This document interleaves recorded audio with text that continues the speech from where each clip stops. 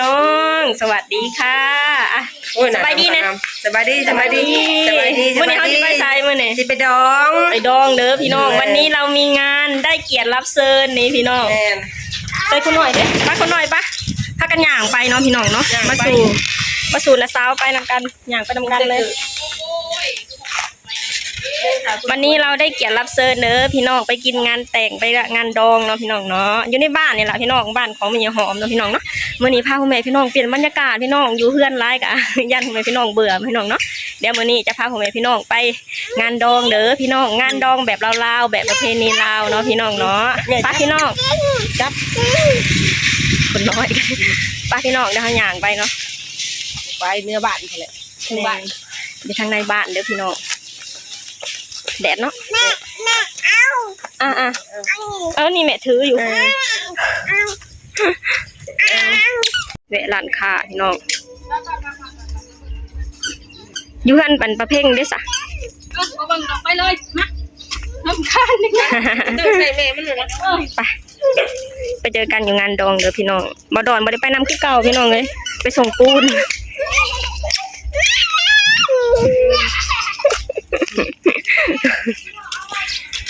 เพิ่นไปส่งปูนไปแต่เช้าๆพุ่นละใจเพิ่นก็อยากไปนํอยู่วันนี้เขาเจ้าผัดไปส่งปูนเนาะพี่น้องก็เลยบ่ได้ไปสตุก็เลยไปคนเดียวไปกับเอื้อยกับน้าสาวเนาะพี่น้องเนาะคนน้อยสบายดีลูกสบายดีพาคนน้อยไปเรียนงานดองเด้อพี่น้องมื้อนี้ป้าพี่น้องเดี๋ยวไปเจอกันอยู่งานดองเด้อหมดแล้วพี่น้องบรรยากาศงานอันนี้เขาจัดอยู่เส้นทางเลยเนาะพี่น้องเนาะเป็นถนนเลยเพราะว่าอยู่หน้าบ้านของเขาเจ้าบ่ค่อยมีหน้าบ้านนะพี่น้องอยู่บ้านของชตุกก็จะเป็นประมาณนี้เนาะพี่น้องเนาะถ้าหากว่าไผที่บ่มีพื้นที่ในการจัดงานเขาเจ้าก็จะออกมาจัดอยู่ถนนแบบนี้เนาะพี่น้อง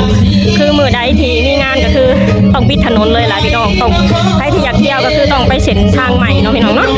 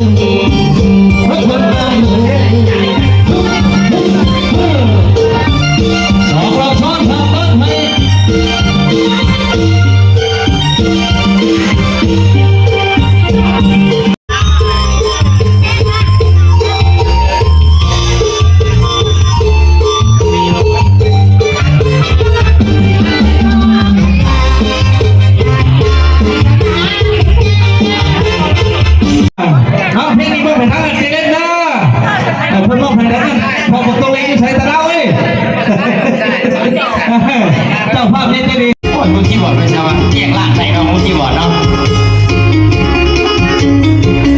เซนเตอร์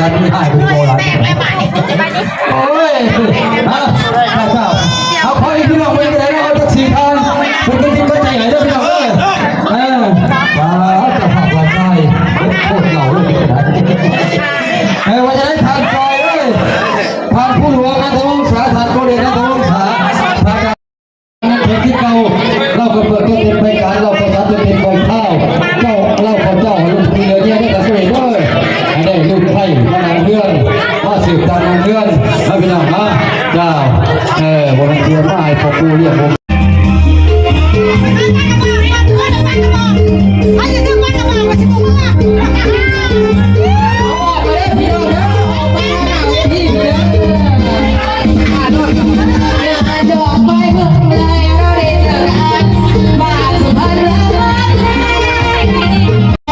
ทั้งสองคน